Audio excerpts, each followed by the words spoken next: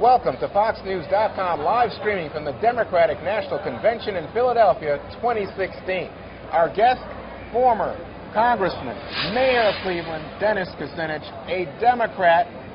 Mr. Kucinich, we're at the end of the two conventions. One, the Republican in your home city of Cleveland, the Democrats here in Philadelphia. What are you taking away from these two conventions? There are elements of change that are being unleashed in politics in America that I haven't seen for almost 50 years. You have to go back to the 60s to see the ferment that's going on in both political parties. Political parties are changing. They're losing their cohesion. You're finding that people who are the stellar stars of a party aren't even making it into the gate anymore. There's something happening in American politics, and what I see in both political parties is a profound shift that's taking place. And as this has taken place, it's going to keep growing like a wave and growing. Now, what are we talking politics about? Will never be the same. Let's break it down for the FoxNews.com audience. Are you talking about the populist impulses like Bernie Sanders and Donald Trump? No, yeah, that's part of it, absolutely. Okay, are you talking about demographics?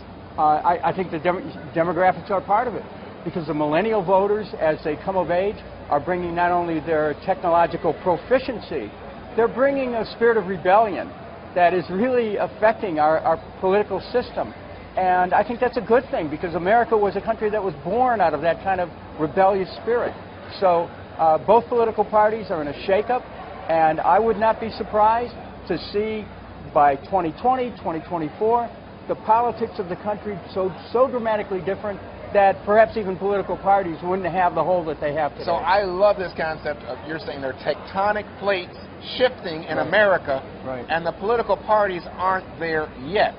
But so let's break it down. The millennials that you referenced, disproportionately, they see themselves as Democrats. They've grown up under President Obama, and they like President Obama. His approval rating right now pretty high, largely on the basis of those millennial Democrats who like him, both the Sanders supporters and the Clinton supporters. What does it mean that millennials largely identify as Democrats? Well, it means that the Democratic Party has a chance to win their favor, but keep in mind, these are not individuals who have some kind of long-term commitment to party politics. So the potential to break open the political parties is very powerful right now. The loyalty is really to idealism and principle, and not to some set of rules that a political party has. Millennials care less about political parties, but they may have an affinity towards Democrats. That doesn't mean that they're going to vote Democrat, and most of them are independents by nature. All right, and let's talk about the Republicans, because again, when you look at the demographics, they're older, largely white, and as we see in terms of who's supporting Donald Trump, a large cohort of uneducated, in terms of no college education, white men. What do you think about that? Is that a tectonic plate shifting? Well, when the tectonic plates shift, you have an earthquake. And the earthquake's going to affect everyone. I think that the ability of the American political party system to deliver on the economics is going to be crucial here. You deliver on the economics, you can hold people's support. But if you fail to do that, the voting group that you just described could also look elsewhere as well. Well, they used to be union members. No question about it. Blue-collar, white, male workers used to be union members and therefore align with the Democrats. Now we're seeing the potential that they would separate from the Democrats and go over to Donald Trump. Trade's one of the issues. The economics of trade has pulverized the aspirations of a lot of working class people in America. We passed trade agreements, get this, without the right to organize, without the right to collective bargaining, right to strike, right to decent wages and benefits, right to a secure retirement, right to a safe workplace. People were promised that. The Democrats made the promise. They did not deliver. So people are concerned first about their own economic position, and if they can't maintain it with one party, they'll go to the other. But what I'm suggesting, Juan, is that what's going to happen is that this increasing void, which exists in both political parties, could, in a not-too-distant future, be filled by a third force, whether you call it parties, independents, or what. American politics are changing, and this year is the first signal of it. And it's this genie's out of the bottle. One last question on this. I think it's clear that when you spoke about establishment figures in the party not breaking through in this cycle, people would point to Jeb Bush, who had all the money, the name ID, but somehow couldn't get past Donald Trump, who was not in politics. I think that was a big deal. Right. I would have bet money a year ago on Jeb Bush. Okay. Is it the case that the Republican Party has already broken apart? Well, I think Trump's insurgent campaign and his triumph with the nomination certainly has demonstrated that. So now, having said that, the idea of a party still has some hold on people, but they're not showing up as much as they used to support the parties. So, you know, I used to go to ward club meetings. As a Democrat, years ago, you could have 200 people at a neighborhood ward club meeting. Mm-hmm. Today, you're lucky if you get a dozen. Really, I mean, it's that. So the parties don't deliver jobs like they used to. Who gets the favors of corporations? Yeah, the unions have been diminished greatly. Oh, tremendously. I mean, they're half of the effect of the membership that they had maybe even 12 years ago. But the trade agreements have had some impact on that. So we're in a period, I think, of a realignment coming, and openings in American politics that will make this country even more interesting as we move ahead. Similar point, women are now the majority of voters. Is this part of the tectonic shift that you're thinking about? Yeah, well, they're looking at their children's future. This is why the environment becomes really a powerful issue. This is why food becomes a powerful issue. This is why war is an issue. They want to send their kids to die in wars for no good reason.